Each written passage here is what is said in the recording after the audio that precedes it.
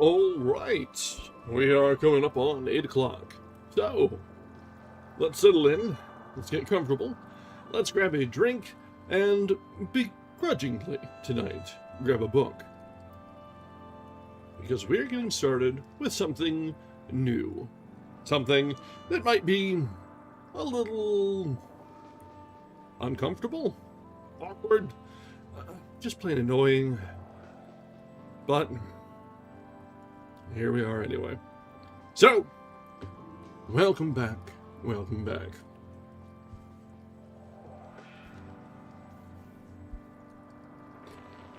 Hello, hello, hello, and welcome back. Tonight, we are starting a new book. Hopefully, we'll be finishing it tonight as well, because, good lord, I only have so much patience in me tonight. This is listed as a novella, so it should be short. How short is to be discovered. But I've, in the past, made my distaste for a certain Ayn Rand evident. She's generally full of shit, and promotes and gives nothing of benefit to society. And her fans have generally done their very best to ruin the entire fucking planet. I'm glad we have our 5-minute lead time before we get started, because I could not survive talking about Ayn Rand right from the get-go without being able to swear. So, there's that. Hooray!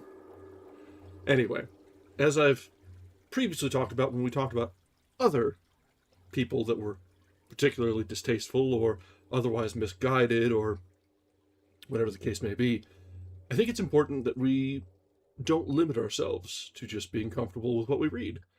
It's okay to not like what you read. It's okay to not agree with authors. I think the key element to remember, though, is if it's a person who is a net negative to society, be sure you're not giving them attention or money while they or their estate is alive and benefiting from said attention or money. If this is in the public domain, Ayn Rand is 6 feet under. We can read Ayn Rand with our noses held up. It probably smells a little bit worse than the grave, but we'll deal with it. We'll deal with it. We made it through Thoreau, alright? We made it through Thoreau. We're going to make it through this. This is probably the least awful of Rand's works. Yes, just make sure they're good and dead. There's some that I still won't touch. You won't catch me reading Mein Kampf. Sorry.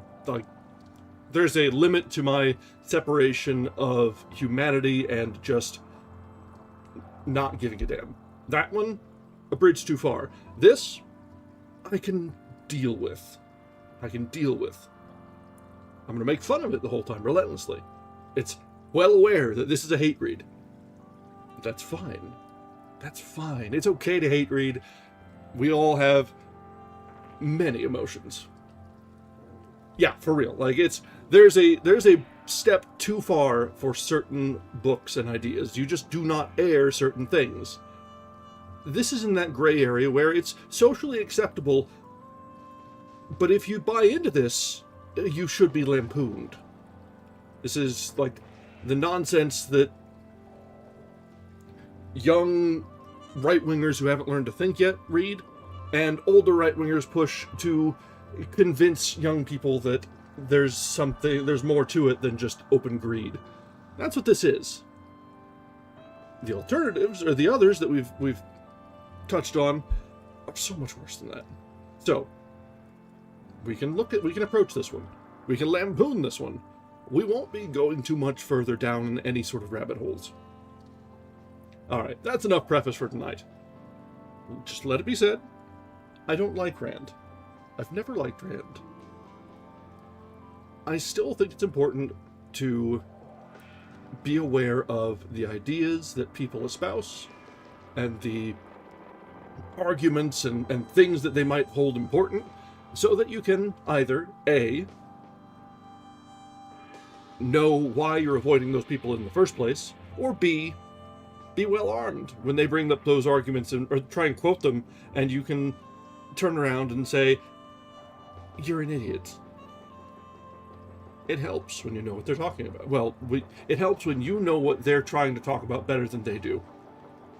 Yes, exactly. Sometimes, in order to effectively argue against something, you have to understand the underlying philosophy. And they may say, the devil quotes scriptures. Well, a liberal will quote Rand, with ashes on the tongue, but a liberal will quote Rand when needs must. All right. So, if we keep talking around this, we're never going to get started and we're never going to finish. So, with one final word to this, we will go and say, this is what happens when I'm left to my own devices, with no suggestions, no requests, and I'm tired of French. What do? I fall back on masochism. And you're stuck with me. Think on that. Think on that for a long minute.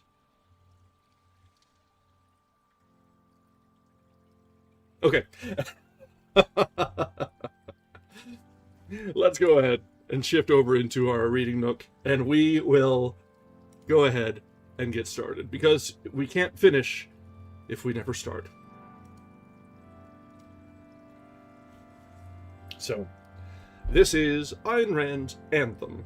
It is probably the least odious of her works. It's not as bad as Atlas Shrugged or Fountainhead or any of those. This is really, I think this is early on in her career, and it was kind of written to be like an alternate post-apocalyptic history. It's a weird little bit. If you treat it as like Fahrenheit 451 or 1984 corollary, you can kind of see where she was going, just in a really stupid way. But at least it's not Atlas Shrugged. At least. Anyway. We'll try and withhold commentary until I can no longer bite my tongue. So, Anthem by Ayn Rand. Part 1. It is a sin to write this. It is a sin to think words no others think, and to put them down upon a paper no others are to see. It is base and evil. It is as if we were speaking alone to no ears but our own, and we know well that there is no transgression blacker than to do or think alone. We have broken the laws. The laws say that men may not write unless the Council of Vocations bid them so. May we be forgiven. Okay. This opening paragraph already cements my loathing. Ayn Rand. This... Oh... We're not even into it yet, and it's just so badly written and preachy already, and it's the first fucking paragraph. Oh, this is gonna be a long night.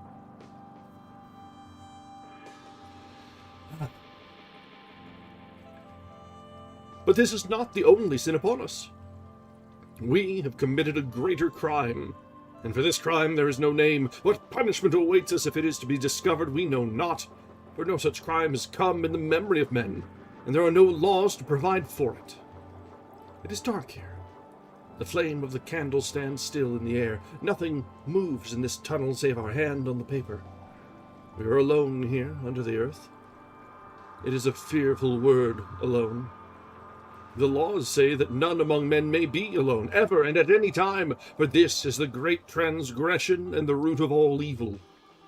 But we have broken many laws, and now there is nothing here save our one body. And it is strange to see only 2 legs stretched on the ground, and on the wall before us the shadow of our one head.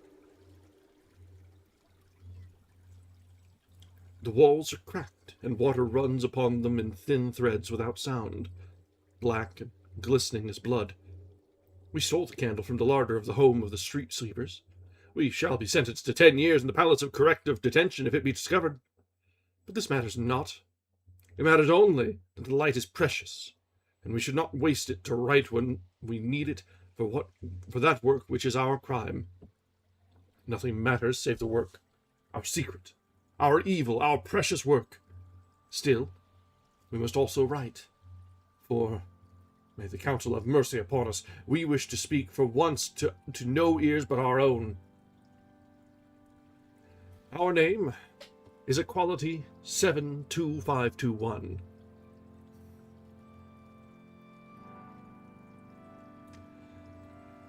Ma'am, I see what you're doing, and I hate you. Just letting you know. Just letting you know. You may be beyond the veil, but I hate you all nonetheless. As it is written on the iron bracelet which all men wear on their left hands with their names upon it. We are 21 years old. We are 6 feet tall, and this is a burden, for there are not many men who are 6 feet tall. Ever have the teachers and the leaders pointed to us and frowned and said, "There is evil in your bones, Equality 72521, for your body has grown beyond the bodies of your brothers." But we cannot change our bones nor our body. We were born with a curse. It has always driven us to thoughts which are forbidden. It has always given us wishes which men may not wish. We know that we are evil, but there is no will in us and no power to resist it. This is our wonder and our secret fear, that we know and do not resist. We strive to be like all our brother men, for all men must be alike. Over the portals of the Palace of the World Council, there are words cut in the marble, which we repeat to ourselves whenever we are tempted. We are one in all, and all in one.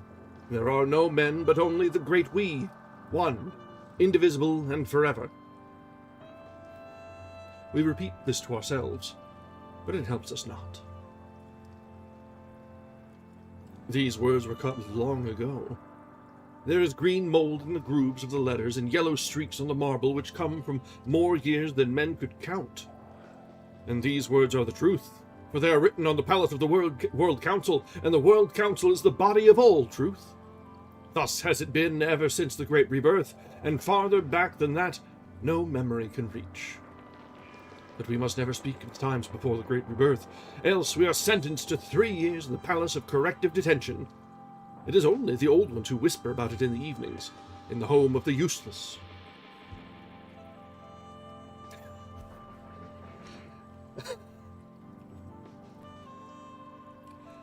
They whisper many strange things, of the towers which rose to the sky in those unmentionable times, and of the wagons which moved without horses, and of the lights which burned without flame. But those times were evil. Those times passed away when men saw the great truth, which is this, that all men are one, and that there is no one will, save the will of all men together.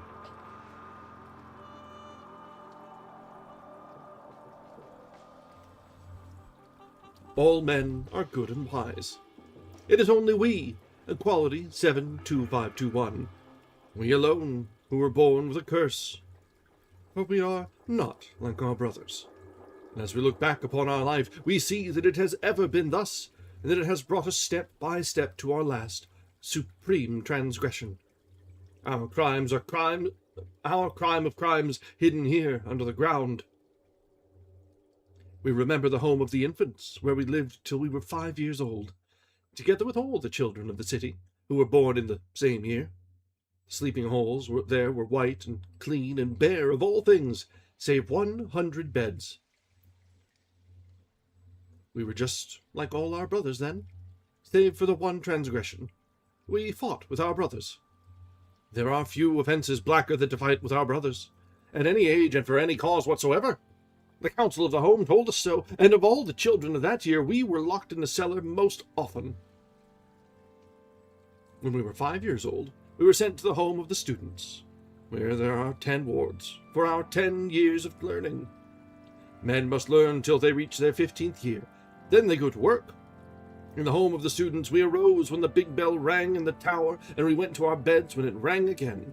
Before we removed our garments, we stood in the great sleeping hall, and we raised our right arms, and we said all together, with the 3 teachers at the head, "We are nothing. Mankind is all. By the grace of our brothers are we allowed our lives. We exist through, by, and for our brothers, who are the state. Amen." Then we slept. The sleeping halls were white and clean and bare of all things save 100 beds. We, Equality 72521, were not happy in those years in the home of the students. It was not that the learning was too hard for us, it was that the learning was too easy. This is a great sin, to be born with a head which is too quick. It is not good to be different from our brothers, but it is evil to be superior to them. The teachers told us so, and they frowned when they looked upon us. So we fought against this curse. We tried to forget our lessons, but we always remembered. We tried not to understand what the teachers taught, but we always understood it before the teachers had spoken. We looked upon Union 53992, who were a pale boy with only half a brain, and we tried to say and do as they did, that we might be like them, like Union 53992. But somehow the teachers knew that we were not, and we were lashed more often than all the other children. The teachers were just. They had been appointed by the councils, and the councils are the voice of all justice, for they are the voice of all men. And if sometimes, in the secret darkness of our heart, we regret that which befell us on our 15th birthday, we know that it was through our own guilt. We had broken a law, but we had not paid heed to the words of our teachers. The teachers had said to us all, "Dare not choose in your minds the work you would like to do when you leave the home of the students. You shall do what the Council of Vocations shall prescribe for you. For the Council of Vocations knows in its great wisdom that where you are needed by your brother men."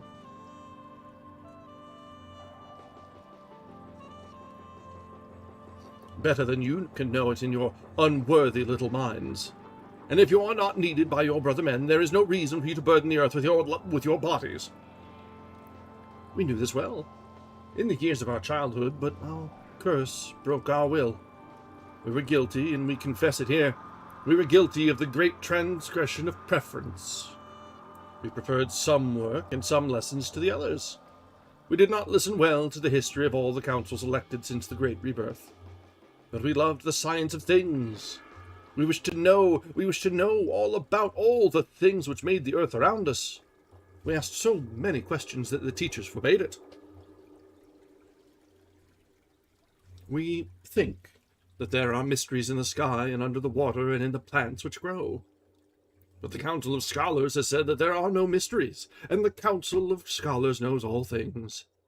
And we learned much from our teachers. We learned that the earth is flat, and that the sun revolves around it, and which causes the day and the night.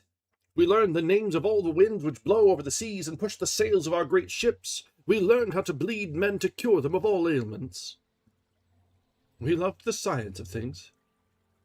And in the darkness, in the secret hour, when we awoke in the night and there were no brothers around us, but only their shapes in the beds and their snores, we closed our eyes, and we held our lips shut, and we stopped our breath that no shudder might let our brothers see or hear or guess, and we thought that we wished to be sent to the home of the scholars when our time would come.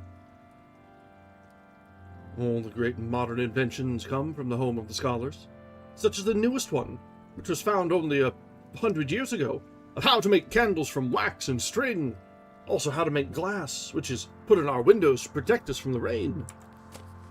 To find these things, the scholars must study the earth and learn from the rivers, from the sands, from the winds and the rocks. And if we went to the home of the scholars, we could learn from these also. We could also ask of these, for they do not forbid questions. And questions give us no rest. We know not why our curse makes us seek.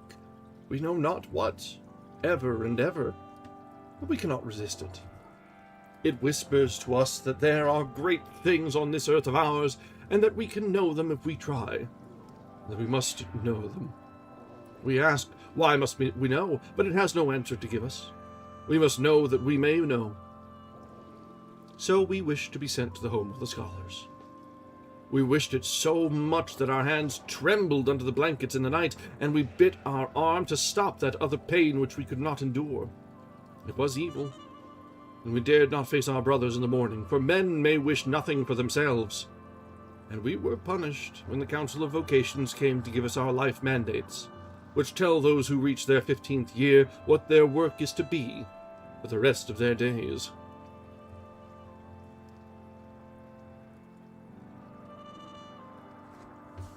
The Council of Vocations came on the first day of spring, and they sat in the Great Hall, and we, who were 15, and all the teachers came into the Great Hall.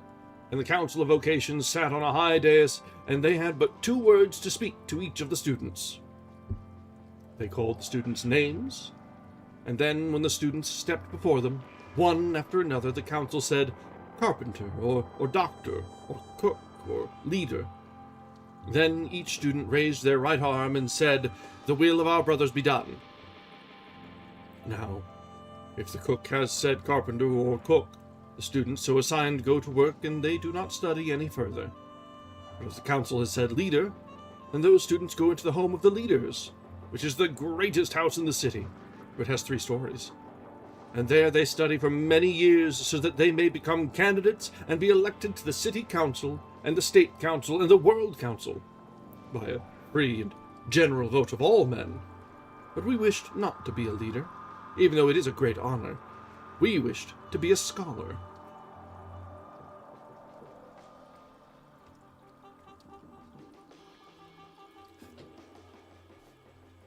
So, we awaited our turn in the Great Hall, and then we heard the Council of Vocations call our name, Equality 72521. We walked to the dais, and our legs did not tremble, and we looked up at the council.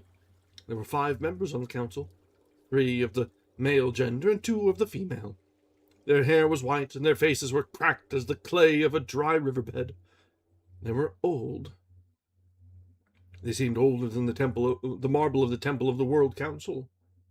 They sat before us, and they did not move, and we saw no breath to stir the folds of their white togas, but we knew that they were alive, for a finger of the hand on the oldest rose, pointed to us, and fell down again. This was the only thing which moved, for the lips of the oldest did not move, as they said, "Street sweeper." We felt the cords of our neck grow tight as our head rose higher to look upon the faces of the council, and we were happy. We knew we had been guilty, but now we had a way to atone for it. We would accept our life mandate, and we would work for our brothers gladly and willingly, and we would erase our sin against them, which they did not know. But we knew. So we were happy, and proud of ourselves and of our victory over ourselves. We raised our right arm and we spoke, and our voice was the clearest, the steadiest voice in the whole that day, and we said, "The will of our brothers be done." And we looked straight into the eyes of the council, but their eyes were as cold blue glass buttons.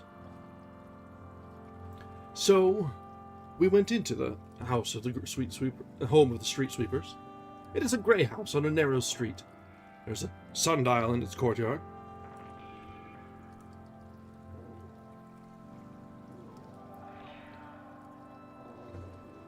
By which the council of the home can tell the hours of the day, and when to ring the bell. When the bell rings, we all arise from our beds. The sky is green and cold in our windows to the east. The shadow on the sundial marks off a half hour while we dress and eat our breakfast in the dining hall, where there are 5 long tables with 20 clay plates and 20 clay cups on each table. Then we go to work in the streets of the city with our brooms and our rakes. In 5 hours, when the sun is high, we return to the home, and we eat our midday meal, for which 1/2 hour is allowed. Then we go to work again. In 5 hours, the shadows are blue on the pavements, and the sky is blue with a deep brightness which is not bright. We come back to have our dinner, which lasts 1 hour. Then the bell rings, and we walk in a straight column to one of the city halls for the social meeting. Other columns of men arrive from the homes of the different trades. The candles are lit, and the councils of the different homes stand in a pulpit, and they speak to us of our duties and of our brother men. Then visiting leaders mount the pulpit, and they read to us the speeches which were made in the city council that day. But the city council represents all men, and all men must know. Then we sing hymns, the hymn of brotherhood, and the hymn of equality, and the hymn of the collective spirit. The sky is a soggy purple when we return to the home. Then the bell rings, and we walk in a straight column to the city theater for 3 hours of social recreation. There is a play is shown upon the stage, with 2 great choruses from the home of the actors, which speak and answer all together, in 2 great voices. The plays are about toil, and how good it is. Then we walk back to the home in a straight column. The sky is like a black sieve pierced by silver drops that tremble, ready to burst through. The moths beat against the street lanterns. We go to our beds and we sleep, till the bell rings again. The sleeping holes are white and clean and bare of all things, save 100 beds. Thus we have lived each day of 4 years, until 2 springs ago, when our crime happened. Thus must all men live until they are 40. At 40, they are worn out. At 40, they are sent to the home of the useless, where the old ones live. The old ones do not work, for the state takes care of them. They sit in the sun in summer, and they sit by the fire in winter. They do not speak often, for they are weary. The old ones know that they are soon to die. When a miracle happens, and some live to be 45, they are the ancient ones, and the children stare at them when passing by the home of the useless. Such is to be our life, as that of all our brothers and of the brothers who came before us.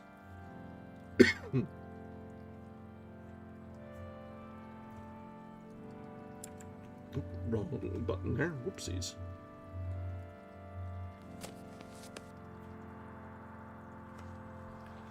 Such would have been our life, had we not committed our crime which changed all things for us.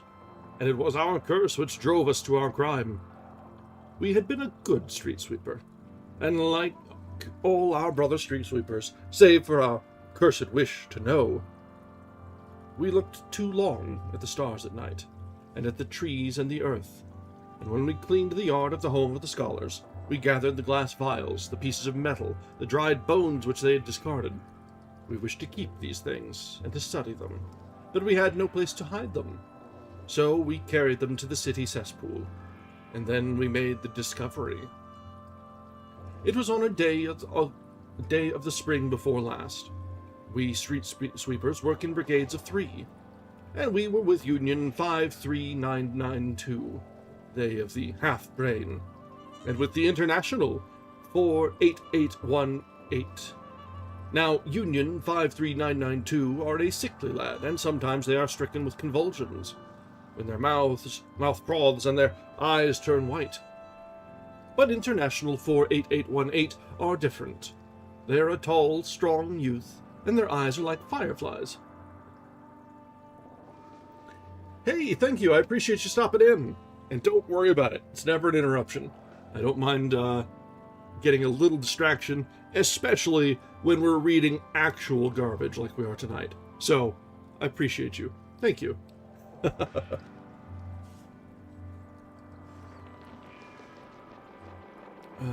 But International 48818 are different. They're a tall, strong youth, and their eyes are like fireflies, for there is laughter in their eyes.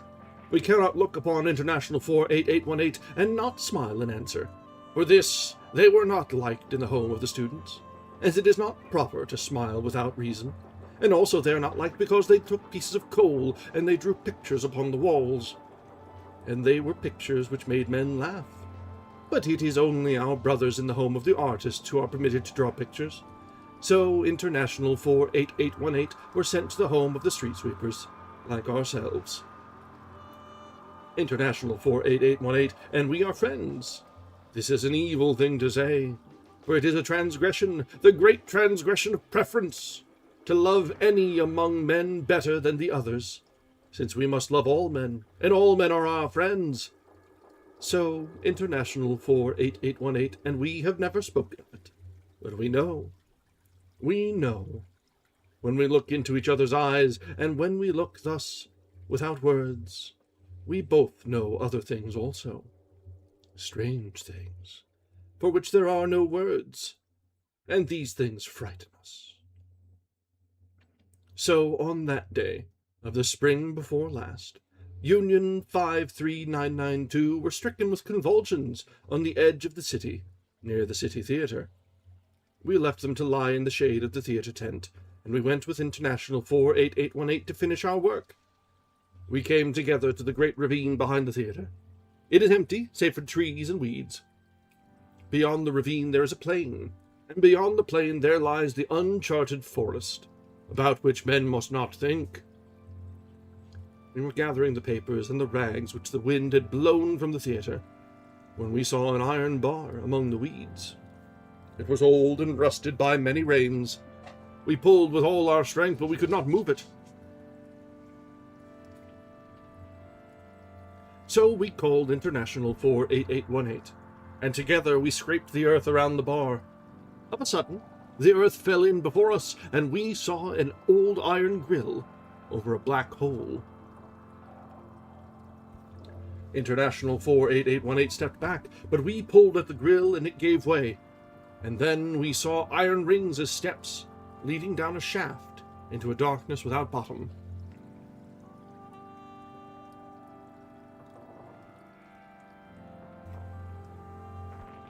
"We shall go down," we said to International 48818. "It is forbidden," they answered. We said, "The council does not know of this hole, so it cannot be forbidden." And they answered, "Since the council does not know of this hole, there can be no law permitting to enter it, and everything which is not permitted by the law is forbidden." But we said, "We shall go, nonetheless." They were frightened, but they stood by and watched us go. We hung on the iron rings with our hands and our feet. We could see nothing below us, and above us the hole open upon the sky grew smaller and smaller, till it came to be the size of a button. But still we went down. Then our foot touched the ground. We rubbed our eyes, for we could not see. Then our eyes became used to the darkness. But we could not believe what we saw. No men known to us could have built this place, nor the men known to our brothers who lived before us, and yet it was built by men. It was a great tunnel. Its walls were hard and smooth to the touch. It felt like stone, but it was not stone. On the ground there were long, thin tracks of iron, but it was not iron. It felt smooth and cold as glass. We knelt, and we crawled forward, our hand groping along the iron line to see where it would lead, but there was an unbroken night ahead. Only the iron tracks glowed through it, straight and white, calling us to follow. But we could not follow, for we were losing the puddle of light behind us. So we turned and we crawled back, our hand on the iron line, and our heart beat in our fingertips without reason. And then we knew. We knew suddenly that this place was left from the unmentionable times. So it was true. Those times had been, and all the wonders of those times, hundreds upon hundreds of years ago, men knew secrets which we have lost. And we thought, this is a foul place. They are damned to touch the things of the unmentionable times. But our hand, which followed the track as we crawled, clung to the iron, as if it would not leave it, as if the skin of our hand were thirsty, and begging of the metal some secret fluid beating in its coldness. We returned to the earth. International 48818 looked upon us and stepped back. "Equality 72521, they said. "Your face is white." But we could not speak, and we stood looking upon them. They backed away, as if they dared not touch us. Then they smiled, but it was not a gay smile. It was lost and pleading, but still we could not speak. Then they said, "We shall report our find to the city council, and both of us will be rewarded." And then we spoke. Our voice was hard, and there was no mercy in our voice.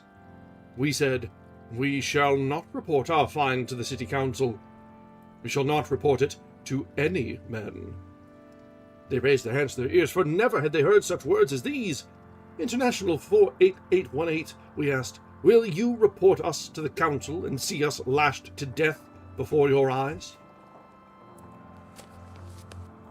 They stood straight, all of a sudden, and they answered, "Rather we would die." "Then," we said, "keep silent. This place is ours. This place belongs to us, Equality 72521, and to no other men on earth. And if ever we surrender it, we shall surrender our life with it also." Then we saw that the eyes of International 48818 were full to the lids with tears they dared not drop. They whispered, and their voice trembled so that their words lost all shape. "The will of the council is above all things, for it is the will of our brothers, which is holy. You wish it so. We shall obey you. Rather shall we be evil with you than good with all our brothers. May the council have mercy upon both our hearts." Then we walked away together, and back to the home of the street sweepers, and we walked in silence.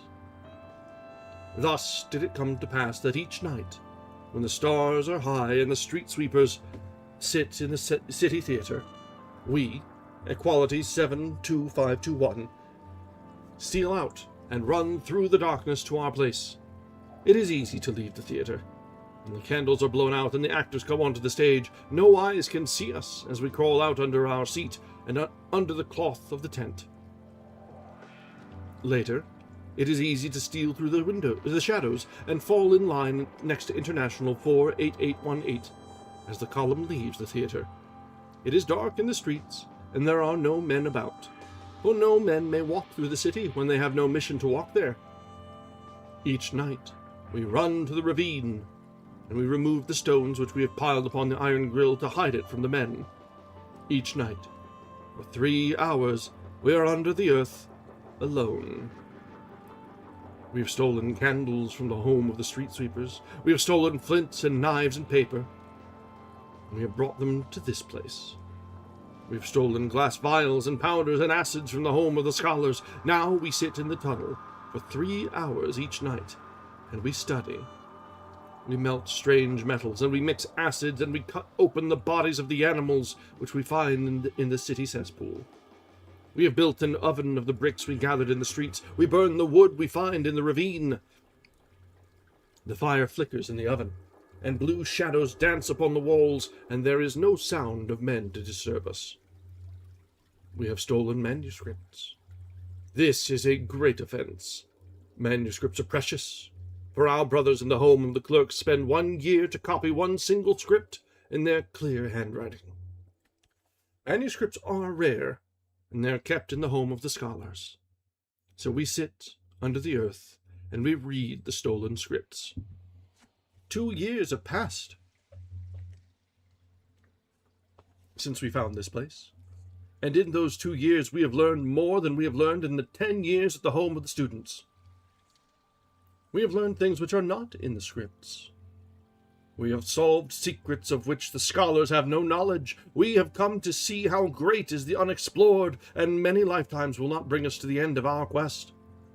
But we wish no end to our quest.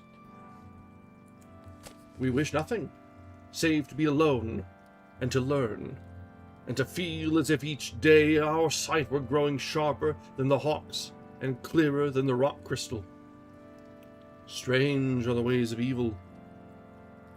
We are false in the faces of our brothers. We are defying the will of our councils. We are alone. Of the thousands who walk this earth, we alone at this hour are doing a work which has no purpose, save that we wish to do it. The evil of our crime is not for the human mind to probe. The nature of our punishment, if it is to be discovered, is not for the human heart to ponder. Never, not in the memory of the ancients, never have men done that which we are doing. And yet, there is no shame in us, no regret. We say to ourselves that we are a wretch and a traitor, but we feel no burden upon our spirit and no fear in our heart. And it seems to us that our spirit is clear as a lake troubled by no eyes save those of the sun. And in our heart, strange are the ways of evil. In our heart, there is the first peace we have known in 20 years. Alright, so that is the end of part 1. And we mostly got through it without choking. I'm proud of myself. Good Lord. long ago, I read Atlas Shrugged, because, as one does, it's recommended, you read it, you realize it's stupid and full of shit and you hate it, but you read it. Most of it. I don't think I finished. That's one of the few books that I could not finish. But I've forgotten how absolutely ass Ayn Rand is. Like, Jesus Christ. The allegory is thinner than butter spread on toast.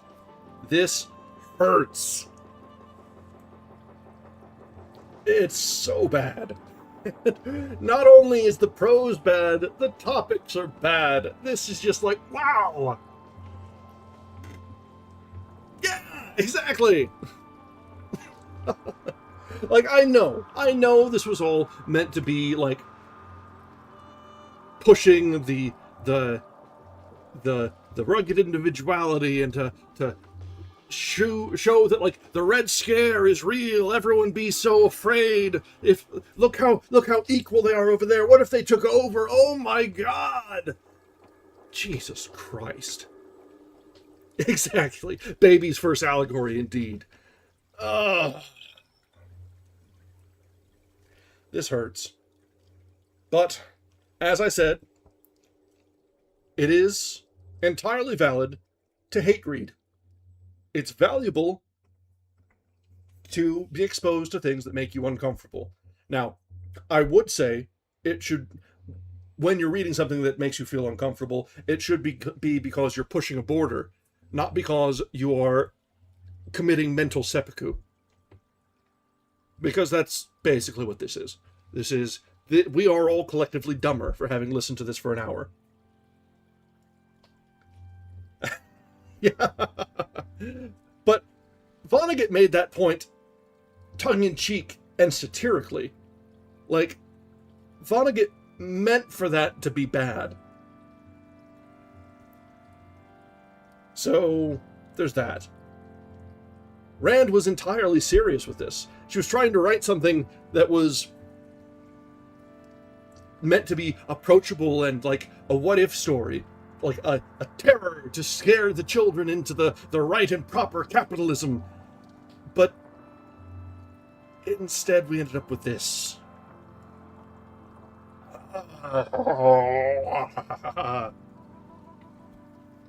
And judging by how far we are in it, this is likely going to be a 2-day read, which hurts me even more. But all the same, I suppose we should buckle down and try and get through a part of this next chapter before ad break. So, part 2.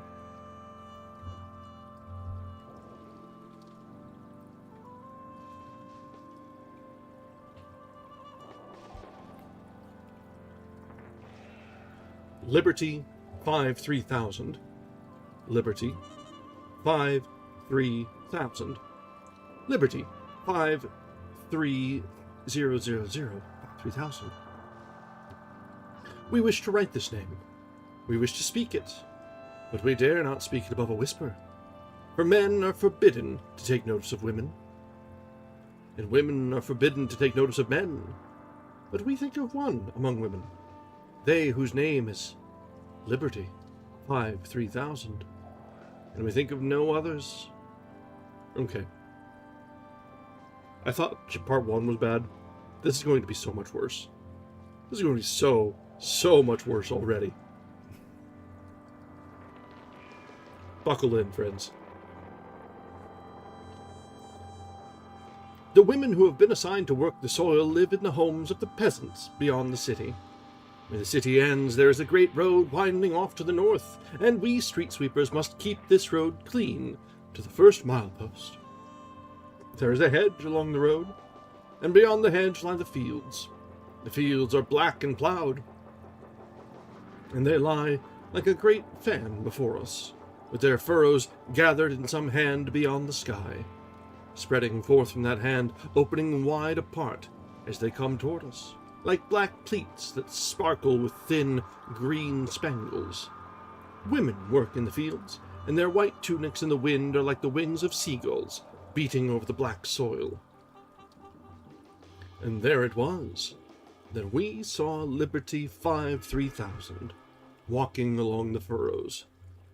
Their body was straight and thin as a blade of iron. Their eyes were dark and hard and glowing, with no fear in them, no kindness and no guilt. Their hair was golden as the sun. Their hair flew in the wind, shining and wild as if it defied men to restrain it. They threw seeds from their hands as if they deigned to fling a scornful gift, and the earth was a beggar under their feet. We stood still. For the first time did we know fear, and then pain. And we stood still that we might not spill this pain, more precious than pleasure. Then we heard a voice from the others call their name, Liberty 5-3000, and they turned and walked back. Thus we learned their name, and we stood watching them go, till their white tunic was lost in the blue mist.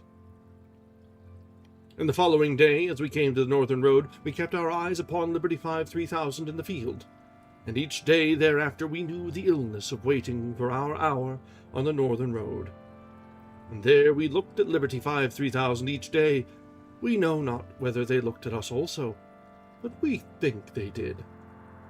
Then one day they came close to the hedge, and suddenly they turned to us. They turned in a whirl, and the movement of their bodies stopped, as if slashed off, as suddenly as it had started. They stood still as stone, and they looked straight upon us, straight into our eyes. There was no smile on their face, and no welcome, but their face was taut, and their eyes were dark. Then they turned swiftly, and they walked away from us. But the following day, when we came to the road, they smiled. They smiled to us and for us, and we smiled in answer. Their head fell back, and their arms fell as if their arms and their thin white neck were stricken suddenly with a great lassitude. They were not looking upon us, but upon the sky.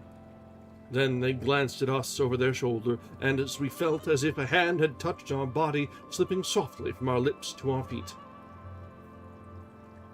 Every morning thereafter, we greeted each other with our eyes. We dared not speak. It is a transgression to speak to men of other trades, save in groups at the social meetings. But once, standing at the hedge, we raised our hand to our forehead, and then moved it slowly, palm down, toward Liberty 5-3000.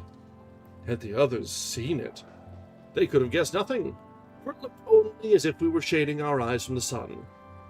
But Liberty 5-3000 saw it and understood. They raised their hand to their forehead, and moved it as we had. Thus, each day we greet Liberty 5-3000, and they answer, and no men can suspect. We do not wonder at this new sin of ours. It is our second transgression of preference. For we do not think of all our brothers as we must, but only of one, and their name is Liberty 5-3000. We do not know why we think of them. We do not know why, when we think of them, we feel all of a sudden that the earth is good, and that it is not a burden to live. We do not think of them as Liberty 5-3000 any longer. We have given them a name in our thoughts. We call them the Golden One. But it is a sin to give men names which distinguish them from other men. Yet we call them the Golden One, for they are not like the others. The Golden One are not like the others. And we take no heed of the law which says that men may not think of women save at the time of mating, which is the time each spring when all men older than 20 and all women older than 18 are sent for one night to the city palace of mating, and each of the men have one of the women assigned to them by the Council of Eugenics.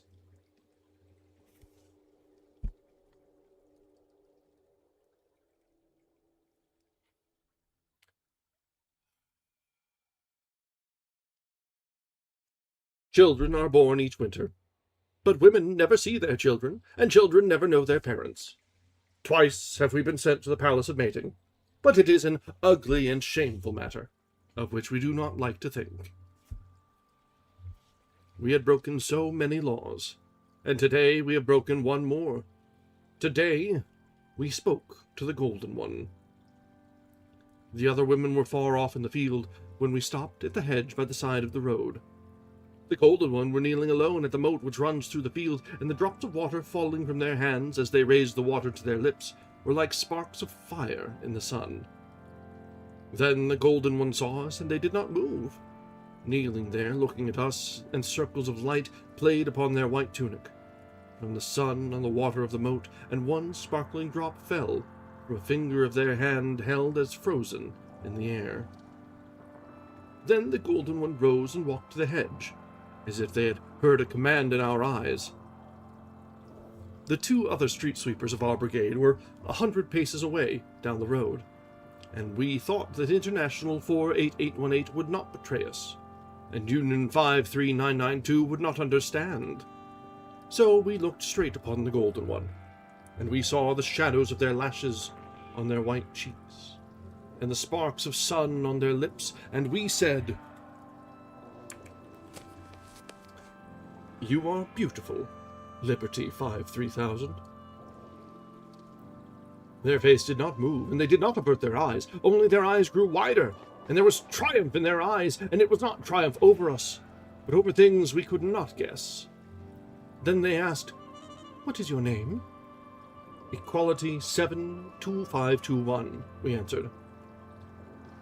"You are not one of our brothers, Equality 72521, for we do not wish you to be." We cannot say what they meant, for there are no words for their meaning, but we know it without words, and we knew it then. "No," we answered, "nor are you one of our sisters." "If you see us among scores of women, will you look upon us?" "We shall look upon you, Liberty 53000, if we see you among all the women of the earth." Then they asked, "Are street sweepers sent to different parts of the city, or do they always work in the same places?" "They always work in the same places," we answered, "and no one will take this road away from us." "Your eyes," they said, "are not like the eyes of any among men." And suddenly, without cause for the thought which came to us, we felt cold to our stomach. "How old are you?" we asked.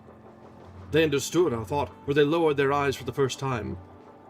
17, they whispered, and we sighed, as if a burden had been taken from us, for we had been thinking without reason of the palace of mating, and we thought that we would not let the Golden One be sent to the palace. How to prevent it, how to bar the will of the councils, we knew not, but we knew suddenly that we would. Only we do not know why such thought came to us, for these ugly matters bear no relation to us and the Golden One.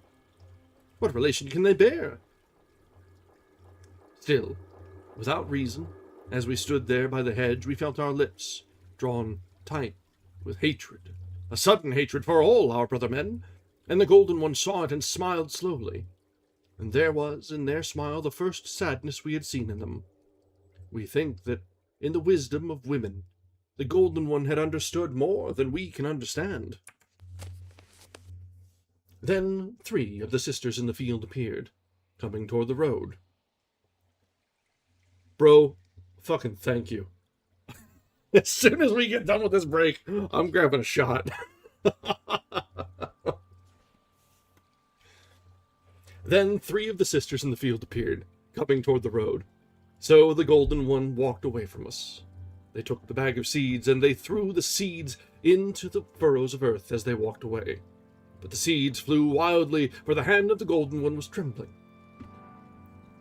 Yet as we walked back to the home of the street sweepers, we felt that we wanted to sing without reason. So we were reprimanded tonight in the dining hall, for without knowing it, we had begun to sing aloud some tune we had never heard. But it is not proper to sing without reason, save at the social meetings. We are singing because we are happy, we answered one of the home council who reprimanded us. Indeed, you are happy, they answered. How else can men be when they live for their brothers?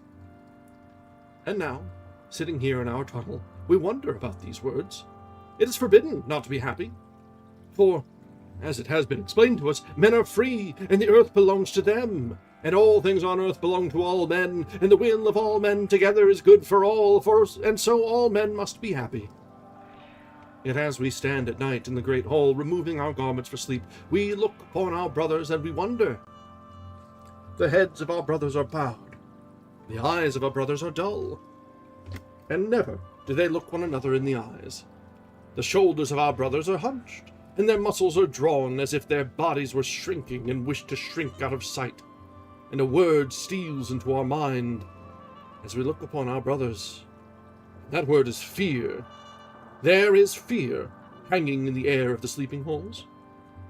And in the air of the streets, fear walks through the city without name, without shape. All men feel it, and none dare to speak. We feel it also, when we are in the home of the street sweepers. But here, in our tunnel, we feel it no longer. The air is pure unto the ground. There is no odor of men.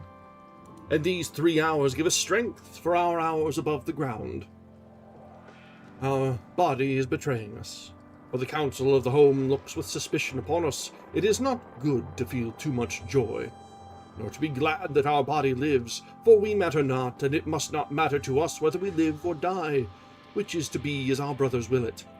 But we, Equality 72521, are glad to be living. If that is a vice, then we wish no virtue. Yet our brothers are not like us. All is not well with our brothers. There are Fraternity 25503, a quiet boy with wise, kind eyes, who cries suddenly without reason, in the midst of day or night, and their body shakes with sobs they cannot explain. There are Solidarity 96347, who are a bright youth, without fear in the day, but they scream in their sleep. And they scream, "Help us, help us, help us," into the night, in a voice which chills our bones. But the doctors cannot cure Solidarity 6347. And as we all undress at night in the dim light of the candles, our brothers are silent, but they dare not speak the thoughts of their minds. For all must agree with all, and they cannot know if their thoughts are the thoughts of all. And so they fear to speak. And they are glad when the candles are blown for the night. But we, Equality 72521, look through the window upon the sky. And there is peace in the sky, and cleanliness and dignity, and beyond the city there lies the plain, and beyond the plain, black upon the black sky, there lies the uncharted forest. We do not wish to look upon the uncharted forest. We do not wish to think of it. But ever do our eyes return to that black patch upon the sky. Men never enter the uncharted forest. There is no power to explore it, and no path to lead among its ancient trees which stands as guards of fearful secrets. It is whispered that once or twice in 100 years, one among the men of the city escape alone and run to the uncharted forest, without call or reason. These men do not return. They perish from hunger and from the claws of the wild beasts which roam the forest. But our councils say that that is only a legend. We've heard that there are many uncharted forests over the land, among the cities, and it is whispered that they have grown over the ruins of many cities of the unmentionable times. The trees have swallowed the ruins, and the bones under the ruins, and all the things which perished. And as we look upon the uncharted forest, far in the night, we think of the secrets of the unmentionable times, and we wonder how it came to pass that these secrets were lost to the world. We've heard the legends of the great fighting, in which many men fought on one side and only a few on the other. These few were the evil ones, and they were conquered. Then great fires raged over the land, and in these fires the evil ones and all the things made by the evil ones were burned. And the fire, which is called the dawn of the great rebirth, was the script fire, where all the scripts of the evil ones were burned, and with them all the words of the evil ones. Great mountains of flame stood in the squares of the cities for 3 months. Then came the great rebirth. The words of the evil ones, the words of the unmentionable times. What are the words which we have lost? May the council have mercy upon us. We have no wish to write such a question, and we knew not what we were doing till we had written it. We shall not ask this question, and we shall not think it. We shall not call death upon our head. And yet, there is some word, one single word which is not in the language of men, but which had been. And this is the unspeakable word, which no men may speak nor hear, but sometimes, and it is rare, sometimes, somewhere, one among men find that word. They find it upon scraps of old manuscripts, or cut into the fragments of ancient stones, and when they speak it, they are put to death. For there is no crime punished by death in this world save the one crime of speaking the unspeakable word. We have seen one of such men burned alive in the square of the city, and it was a sight which has stayed with us through the years, and it haunts us and follows us, and it gives us no rest. We were a child then, 10 years old, and we stood in the great square with all the children and all the men of the city sent to behold the burning. They brought the transgressor out into the square, and they led him to the pyre. They had torn out the tongue of the transgressor so that they could speak no longer. The transgressor were young and tall. They had hair of gold and eyes blue as morning. They walked to the pyre, and their step did not falter. And of all the faces on that square, of all the faces which shrieked and screamed and spat curses upon them, theirs was the calmest and the happiest face. As the chains were wound over their body at the stake, and a flame set to the pyre, the transgressor looked upon the city. There was a thin thread of blood running from the corner of their mouth, but their lips were smiling. And a monstrous thought came to us then, which has never left us. We had heard of saints. There are the saints of labor, and the saints of the councils, and the saints of the great rebirth, but we had never seen a saint, nor what the likeness of a saint should be. And we thought then, standing in the square, that the likeness of a saint was the face we saw before us in the flames, the face of the transgressor of the unspeakable word. As the flames rose, a thing happened, which no eyes but ours saw. No eyes saw but ours. Else we would not be living today. Perhaps it had only seemed to us, but it seemed to us that the eyes of the transgressor had chosen us from the crowd, and were looking straight upon us. There was no pain in their eyes, and no knowledge of the agony of their body. There was only joy in them, and pride, a pride holier than it is fit for human pride to be. And it seemed as if these eyes were trying to tell us something through the flames, to send into our eyes some word without sound. And it seemed as if these eyes were begging us to gather that word, and not let it go from us and from the earth. But the flames rose, and we could not guess the word. What? Even if we have to burn for it like the saint of the pyre, what is the unspeakable word? Alright, so I had to burn 2 snoozes on that because I had to get through that before we took a break. And so we've got about 3 minutes until ads kick off, which gives us enough time to take a very, very deep sigh.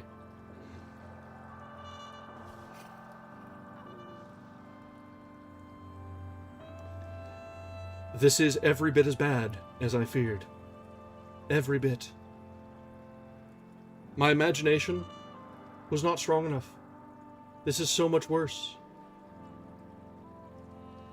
There are sometimes you know something by reputation. You know someone by reputation, and you meet them, and you think, holy shit, it's so much more than I expected. This is that. This is that moment. It's all just so fucking transparent. She's just trying to preach out and do straw man arguments all fucking over the place. You know exactly what she's doing. And people like this? People read her work over and over again and devote their lives to living up to the Atlas Shrugged lifestyle? The person who wrote this? Jesus Christ. Oh. Yeah, to each their own indeed. I will continue to hate read this so that I can cement in my mind that it is worthy of hate. But wow. Wow. Ha Woo! And I thought Thoreau was bad. Thoreau was bad for a different reason, but when we read Thoreau, it was just that he was full of himself. Rand is just full of shit. There's a subtle difference. Not a big difference in smell, but a subtle difference in general. But wow. That is true. When the target audience is nearly illiterate, you don't need to be good at your job. You just need to write something for them to take up as the Bible of the Western Hemisphere, I guess. I don't know, man. All right. We got ads kicking off, and I've got to go get a solid pour in. So I'll be back in just a little bit. We're going to fire off ads. You guys grab something to drink yourselves, because if it's bad enough for me to read it, I'm sure it's bad for you guys to listen to it. So be back in a bit. Hang tight.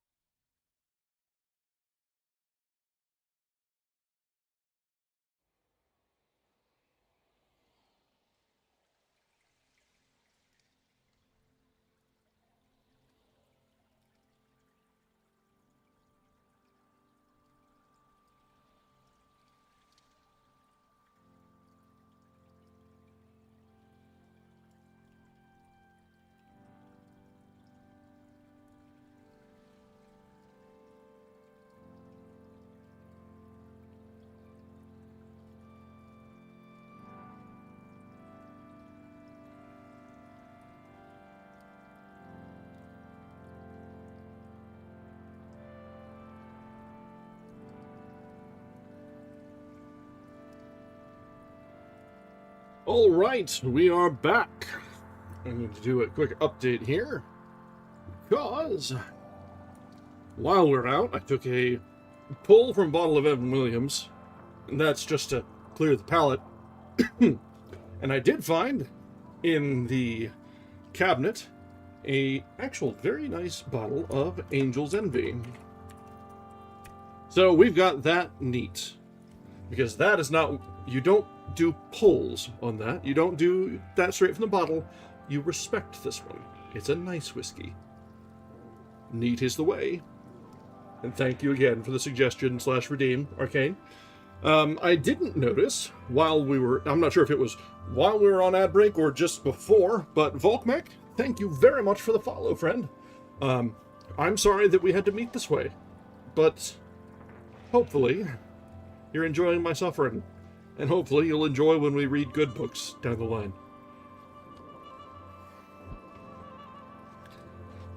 Alright, so let's get back to it, because we do have a fair bit ahead of us. I'd like to get at least to 50% tonight. We're not looking too far off it, so it's a very reasonable and attainable goal. As long as we don't get too distracted by wanting to gouge our own eyes out. A real thread, actually.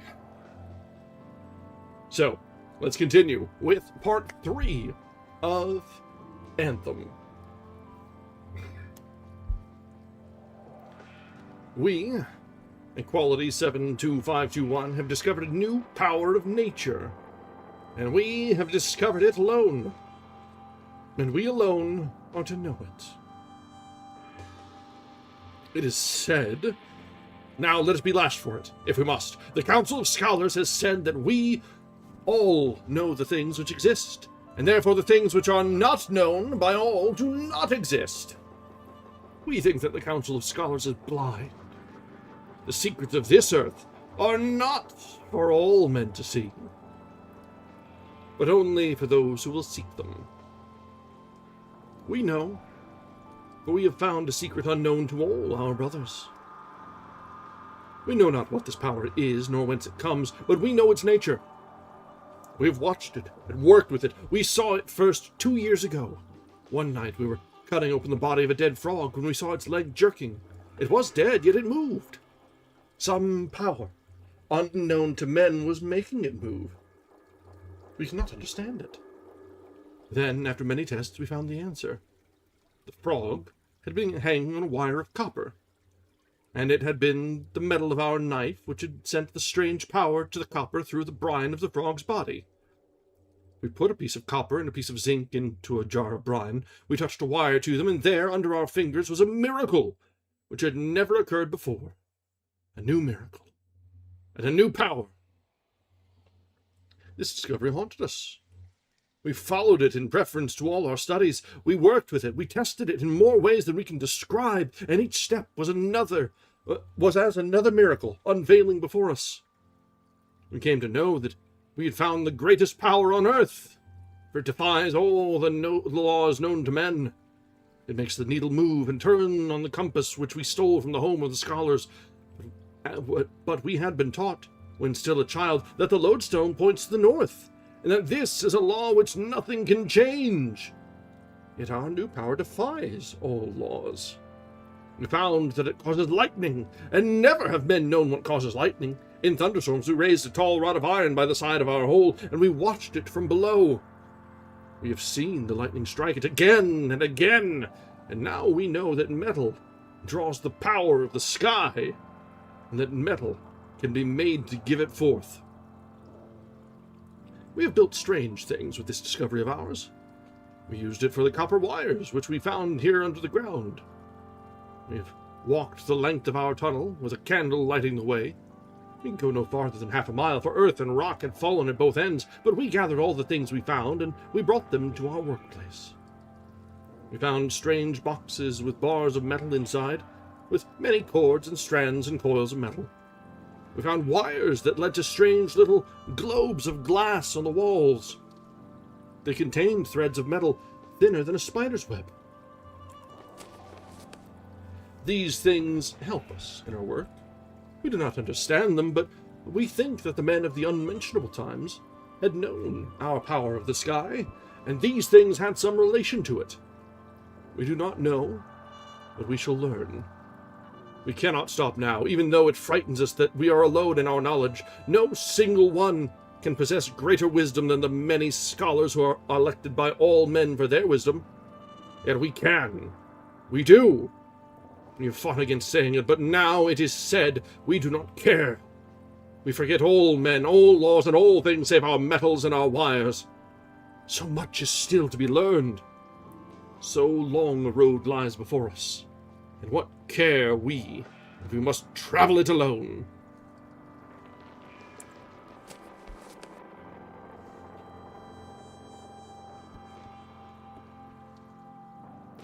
Starting to get Victor vibes from Equality here. Starting to get Vic vibes. And I'm not sure who that's insulting more. Vic or Equality, or maybe it's just that it's an equal taint to be shared around. Because Victor was a special little snowflake.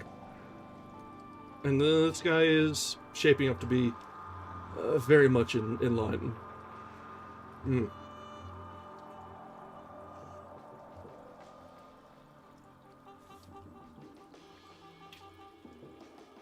All right. That being, Victor von Frankenstein. We read that last year around Halloween time, and we collectively decided that Vicky, was kind of a twat. In the original book, at least. Not a whole lot of redeeming characteristics. Starting to get that vibe here. Alright, part 4. Many days passed before we could speak to the Golden One again. But then came the day when the sky turned white, as if the sun had burst and spread its flame in the air, and the fields lay still without breath. And the dust of the road was white in the glow, so the women of the field were wary, and they tarried over their work, and they were far from the road when we came. But the Golden One stood alone at the hedge, waiting. We stopped, and we saw that their eyes, so hard and scornful to the world, were looking at us, as if they would obey any word we might speak. And we said, "We have given you a name in our thoughts, Liberty 53000. What is our name?" they asked. "The Golden One." That is true. That is very fair.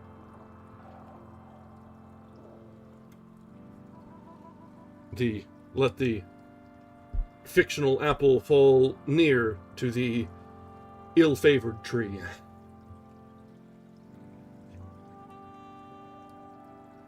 "What is our name?" they asked.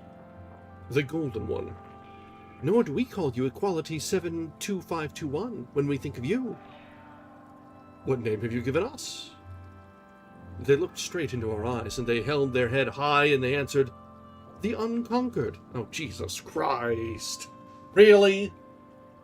Really? That is what...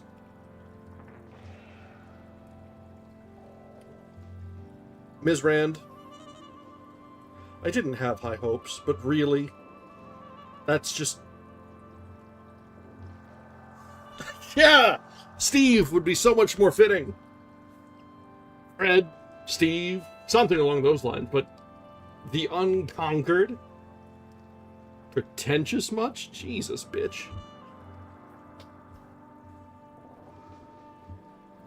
For a long time we could not speak. Then we said, "Such thoughts as these are forbidden, Golden One." "But you think such thoughts as these, and you wish us to think them?" We looked into their eyes, and we could not lie. "Yes," we whispered, and they smiled. And then we said, "Oh, dearest one, do not obey us." They stepped back, and their eyes were wide and still. "Speak those words again," they whispered. Which words? We asked, but they did not answer, and we knew it. Our dearest one, we whispered.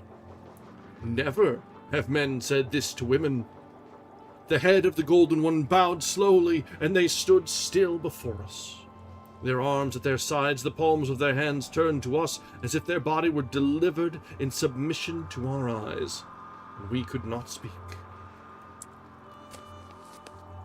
Then they raised their head, and they spoke simply and gently, as if they wished for us to forget some anxiety of their own.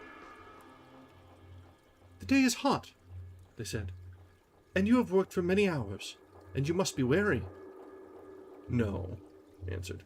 It is cooler in the fields, they said, and there is water to drink. Are you thirsty? Yes, we answered, but we cannot cross the hedge. We shall bring the water to you, they said. Then they knelt by the moat. They gathered water in their 2 hands. They rose, and they held the water out to our lips. We do not know if we drank that water. We only know that suddenly that their hands were empty, and we were still holding our lips to their hands, and that they knew it, but did not move. We raised our head and stepped back, for we did not understand what had made us do this, and we were afraid to understand it, and the Golden One stepped back and stood looking upon their hands in wonder. Then the Golden One moved away, even though no others were coming, and they moved, stepping back as if they could not turn from us, their arms bent before them as if they could not lower their hands.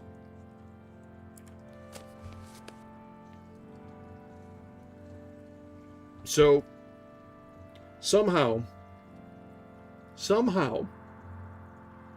with all of this, Ayn Rand cannot even write romance. We have read fanfics with the crew on Fanfic Friday that are put together better than this. And we don't even, they don't even pick out like top tier high quality fics. They're like half of them are meant to be bad.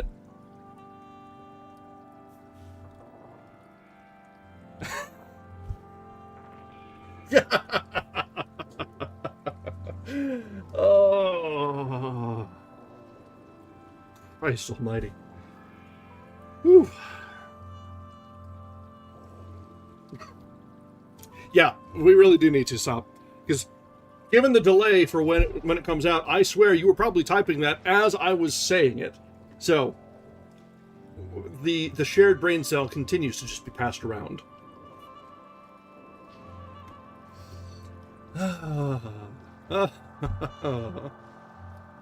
All right. Let's see if we can dig a little bit deeper. Yeah, you know what? You would not be remiss. A little bit of tin foil. Maybe if you're gonna spring for it, get some of the nice shiny kind. Helps isolate the waves, you know. Give it a little twist on the end. All right, part 5. You're right. Yeah, reading Rand is probably the best time to be breaking out the tinfoil hats. If only to quarantine ourselves. All right, part 5. We made it. We created it. We brought it forth from the night of the ages. We alone. Oh, you know, that's clever. Tinfoil around the glasses, too. Ooh, now you're getting fancy. That's for the bougie conspiracy theorist. You get the nice cap and then the foil around the glasses. Maybe a little bit of a design on at the wings. Yeah.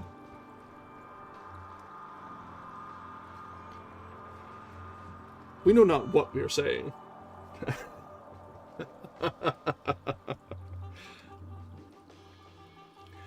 Luckily, I didn't have braces back then, so you didn't like pick up signals.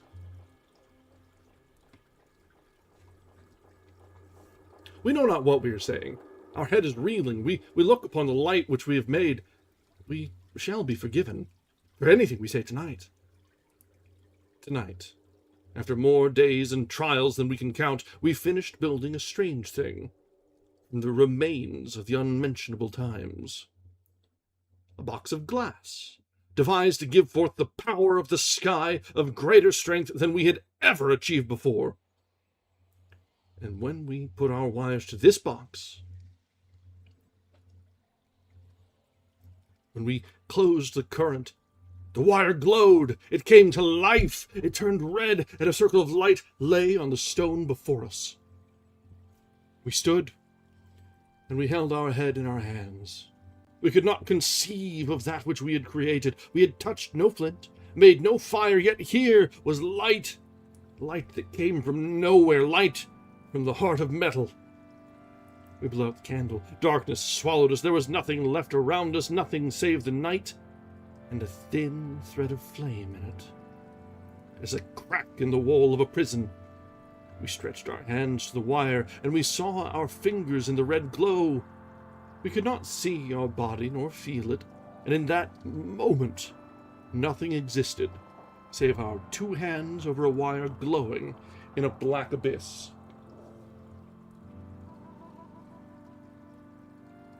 Then, we thought of the meaning of that which lay before us. We can light our tunnel, and the city, and all the cities of the world with nothing save metal and wires. We can give our brothers a new light, cleaner and brighter than any they have ever known. The power of the sky can be made to do men's bidding. There are no limits to its secrets and its might, and it can be made to grant us anything if we but choose to ask.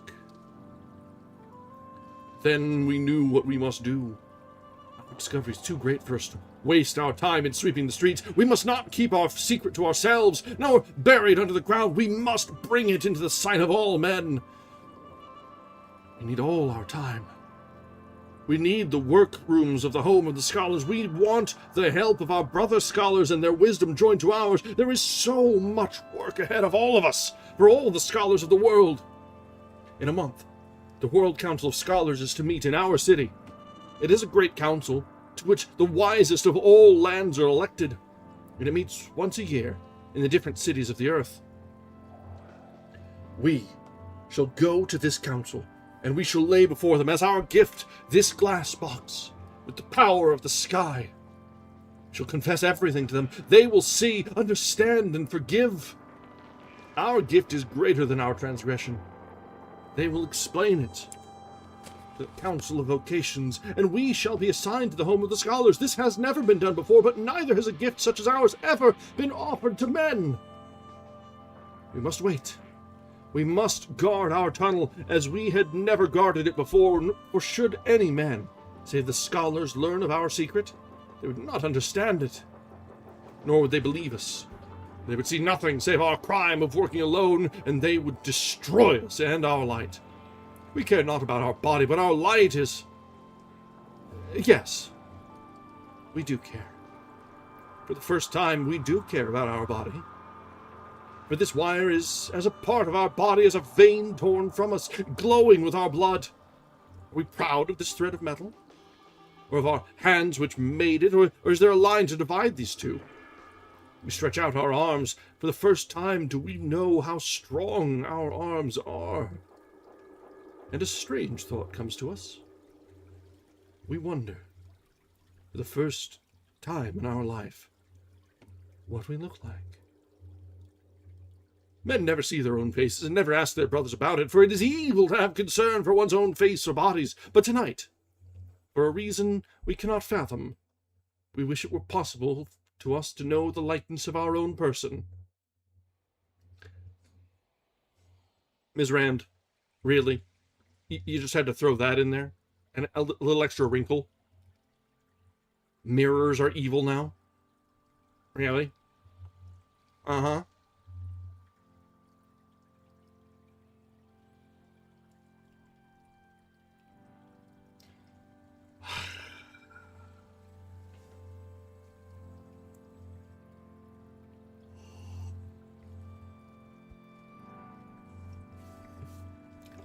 Never once. Not in her life.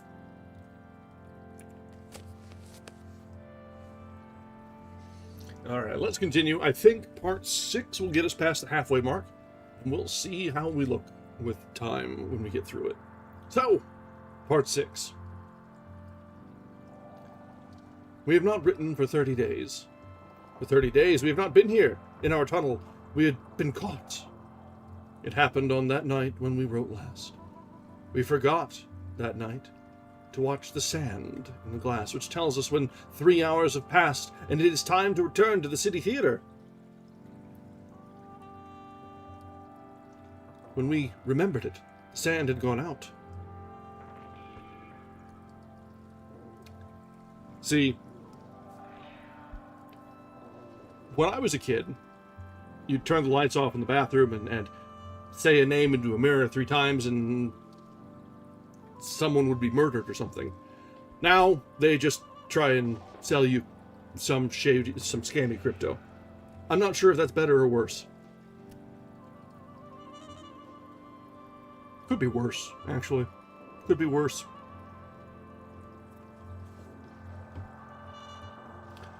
We hastened to the theater, but the big tent stood gray and silent against the sky. The streets of the city lay before us, dark and empty. If we went back to hide in our tunnel, we would be found, and our light found with us. So we walked to the home of the street sweepers. When the council of the home questioned us, we looked upon the faces of the council, but there was no curiosity in those faces, and no anger, and no mercy. So when the oldest of them asked us, "Where have you been?" we thought of our glass box, and of our light, and we forgot all else, and we answered, "We will not tell you." The oldest did not question us further.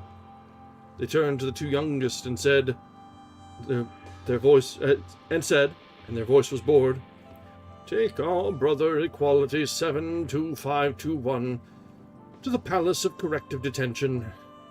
Lash them until they tell." So we were taken to the stone room under the Palace of Corrective Detention. This room has no windows, and it is empty, save for an iron post. 2 men stood by the post, naked but for leather aprons and leather hoods over their faces. Those who had brought us departed, leaving us to the 2 judges who stood in a corner of the room. The judges were small, thin men, gray and bent. They gave the signal to the 2 strong, hooded ones. They tore the clothes from our body, they threw us down upon our knees, and they tied our hands to the iron post. The first blow of the lash felt as if our spine had been cut in 2. The second blow stopped the first, and for a second we felt nothing. Then the pain struck us in our throat, and the fire rang in our lungs without air, but we did not cry out. The lash whistled like a singing wind. We tried to count the blows, but we lost count. We knew that the blows were falling upon our back. We felt nothing upon our back any longer. A flaming grill kept dancing before our eyes, and we thought of nothing save that grill. A grill of red squares, and then we knew that we were looking at the squares of the iron grill in the door. And there were also the squares of stone on the walls, and the squares which the lash was cutting upon our back, crossing and recrossing itself in our flesh. Then we saw a fist before us. It knocked our chin up, and we saw the red froth of our mouth on the withered fingers, and the judge asked, "Where have you been?" But we jerked our head away, hid our face upon our tied hands, and bit our lips.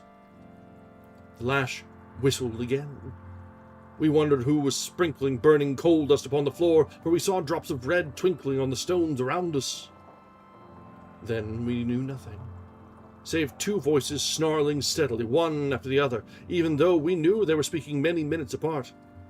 "Where have you been? Where have you been? Where have you been? Where have you been? Where have you been? Where have you been? Where have you been? Where have you been? Where have you been?" And our lips moved. The sound trickled back into our throat, and the sound was only the light. Light. Then we knew nothing.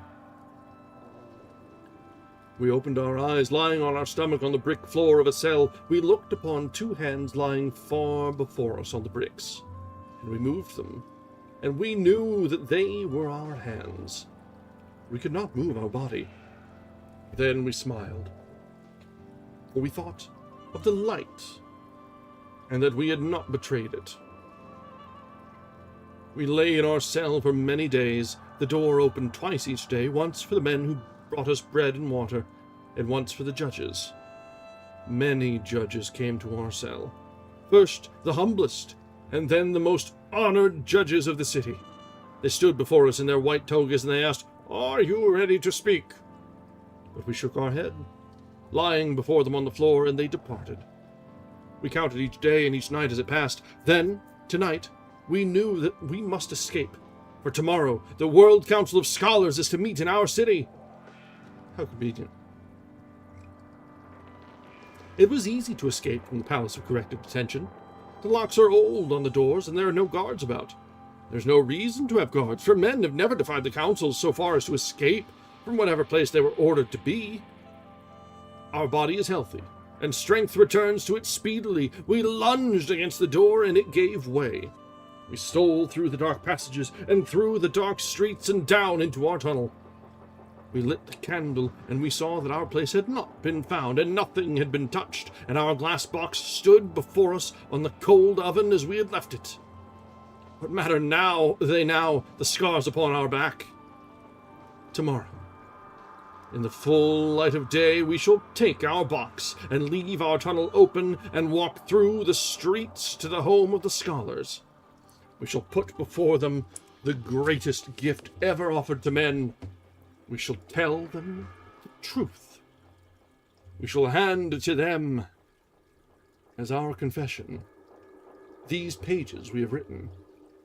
We shall join our hands to theirs, and we shall work together, with the power of the sky, for the glory of mankind. Our blessing upon you, our brothers. Tomorrow we will take us back into your fold, and we shall be an outcast no longer. Tomorrow we shall be one of you again. Tomorrow.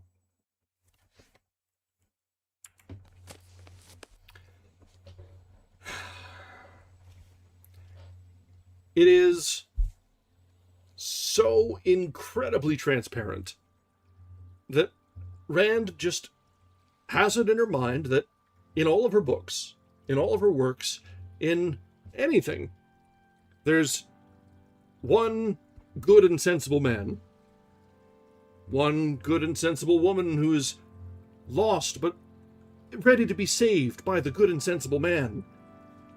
And all of society is out to get them. They're all wrong. The one man, in his unique, rugged independence, he's also tall and handsome, about 6 foot, and dark complexioned, and just strong-jawed, just a regular guy. But he's just right. The only one that's smart enough to see the world for what it is. Oh. This hurts. This just hurts to read, I swear to God.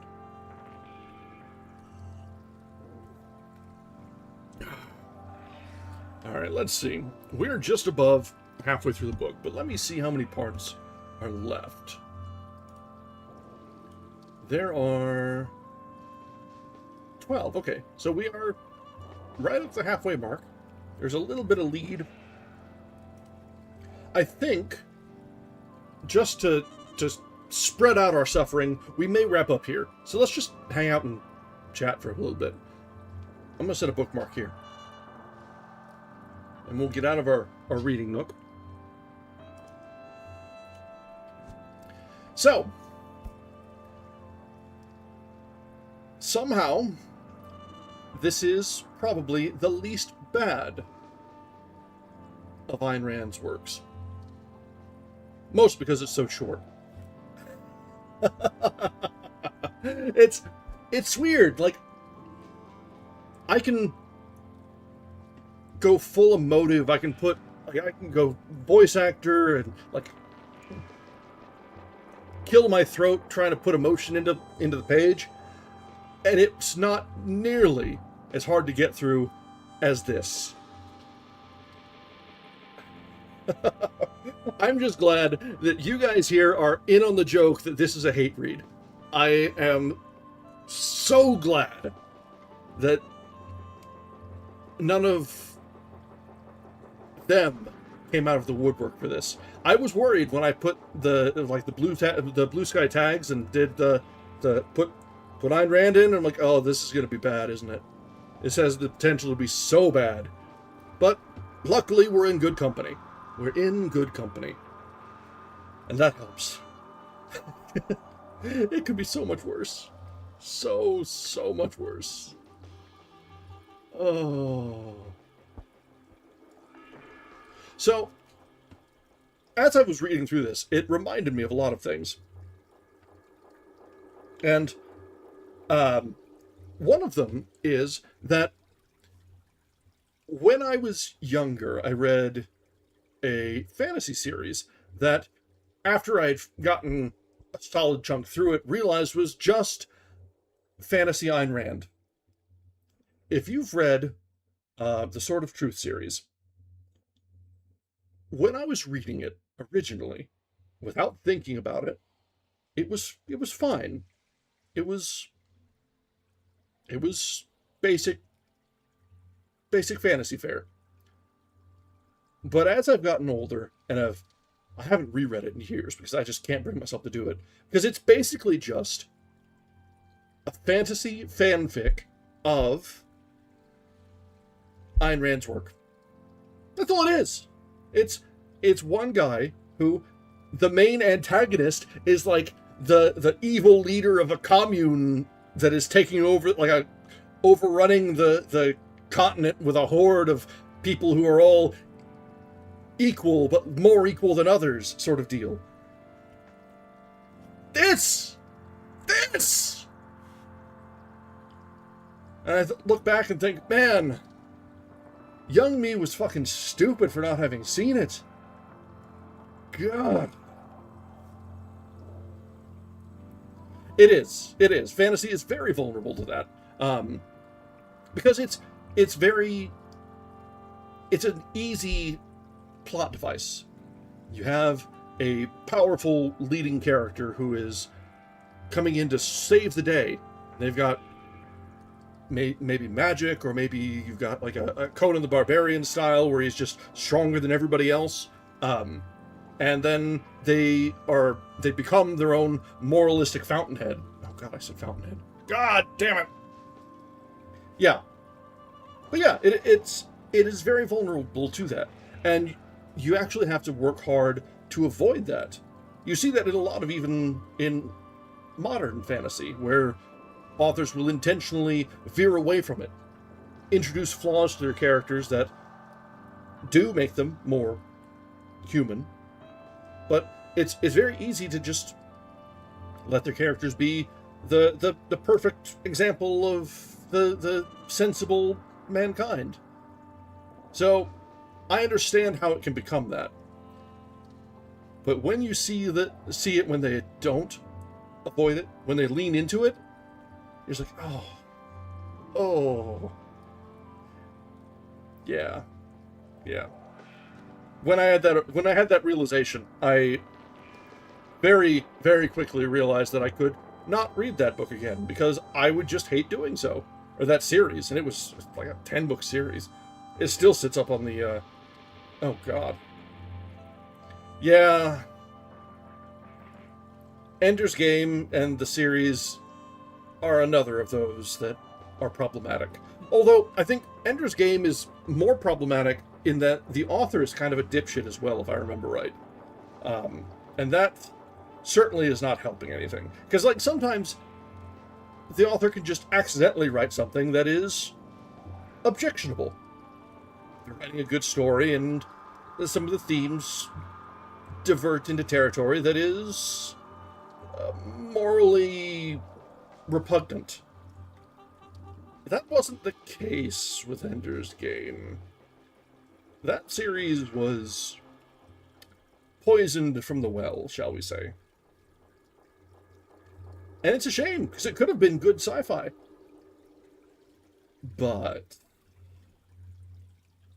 And I'm not here trying to be judgy. I'm not like a Tumblrina here. But,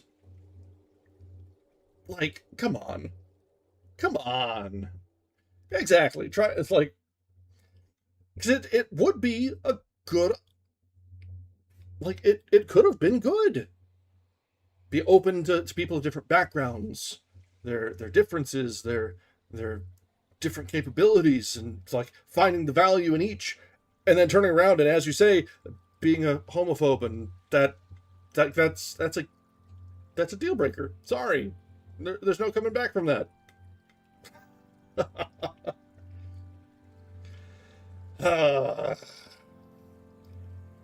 And then we look back at Rand and her whole spiel about being her whole spiel about like rugged individuality and independence and the power of an enlightened individual over the state and the community and all that. And then if you look at her personal life, holy shit, what a fucking hypocrite. Woman died on welfare while all the time, exactly, died collecting welfare while preaching against it. We're doing it again, Akamos. It's my turn with the brain cell.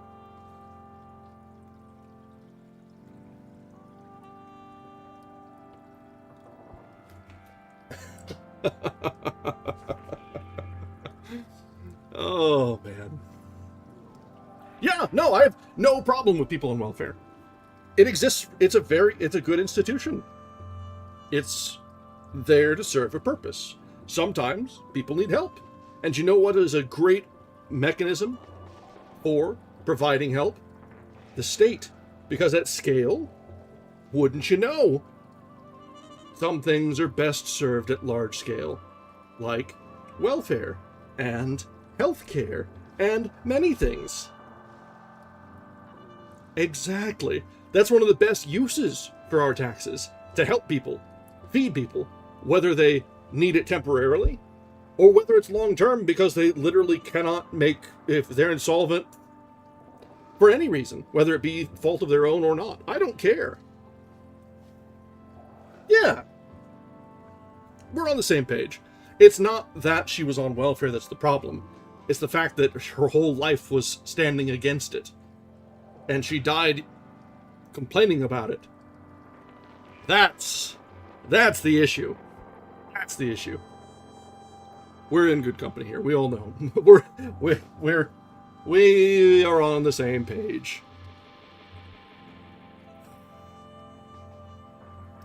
All right, guys. It's a little bit early, but we've had a little bit of a rant and rave tonight, and we've made it through half of a very torturous book. We should finish next time. We should have plenty of time. So that'll be our plan for Friday. Luckily, it being a Friday... Oh, shit. I have work to do on Friday. I can't get dead drunk. God damn it. God damn it.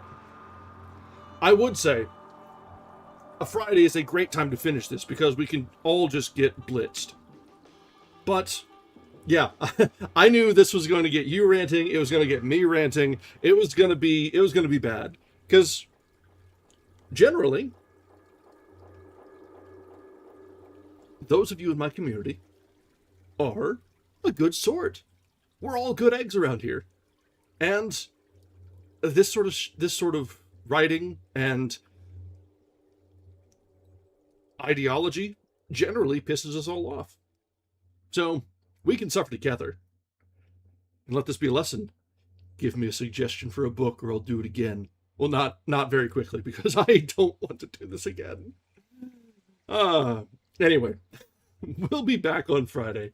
I do have some actual work to be doing after stream on Friday, so I can't go 3 sheets to the wind, sadly. But you guys can, hopefully. Ease your suffering a little bit and watch me suffer. There we go. Burden shared is burden halved. I like it. I like that. Good wisdom. Good wisdom. All right. Let's go ahead and go through our ending spiel. And we'll get ready to see if there's anyone that we can raid into tonight. As always, thanks for joining in tonight, guys. We've had a lot of chat tonight, which is great. It helps distract me from the book that we've chosen to read. As always, we always stream both on YouTube and Twitch.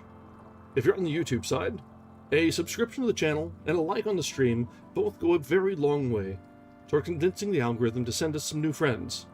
I'm sure my video description for this stream is not helping, so I'll take whatever help I can get. If you're on Twitch, thanks for joining in. I hope you had fun tonight, whether it be in joining the suffering or in schadenfreude and watching me suffer. Both are valid. That's part of the joy of watching streamers. Watching the streamer, or bully the streamer, or watch them bully themselves. I'll take it. I'll take it. So, we'll be back on Friday. And, oh, right, I need to finish my spiel. If you're on Twitch, a follow is really all I ask. It's a great way for you to keep tabs on when we go live, follow up on what we're going to be reading, and it lets me know that you like what I'm doing. I don't really care about the Twitch algorithm so much as just having a good community here. Alright, our next reading is going to be on Friday. We'll continue and finish this one.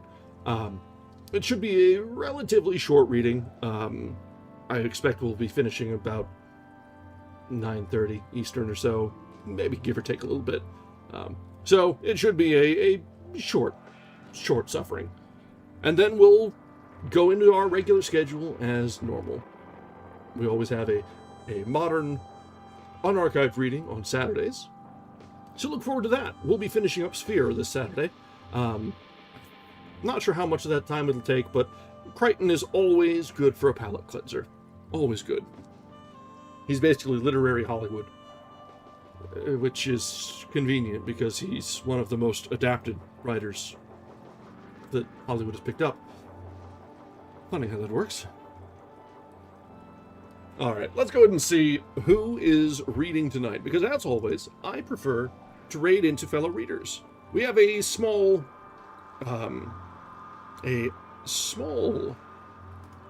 group of readers on Twitch, and so it's good to share and share alike our communities.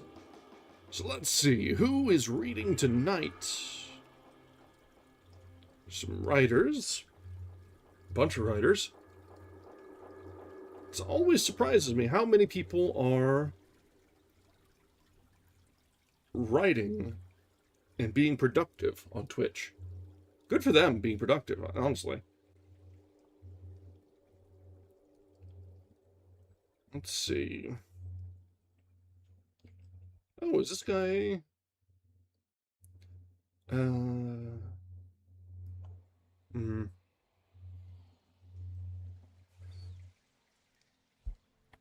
Let's see.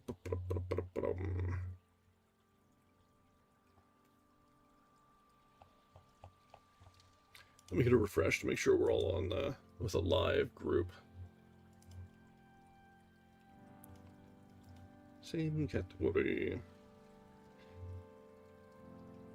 If you guys ever have any suggestions on people we can raid into, I am always open to... Oh, you know what? I see, now that I've refreshed, that Alan and Bill the Duck are reading, and also lurking in here.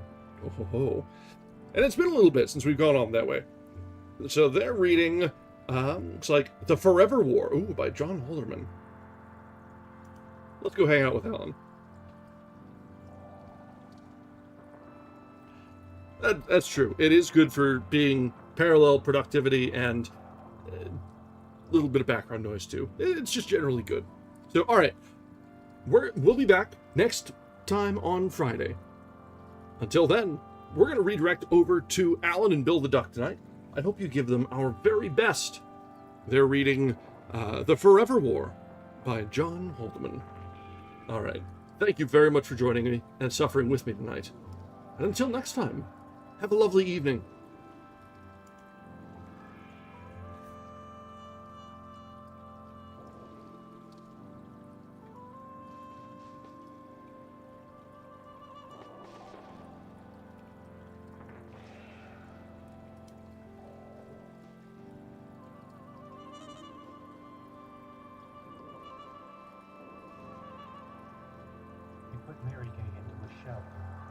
I got Arthur.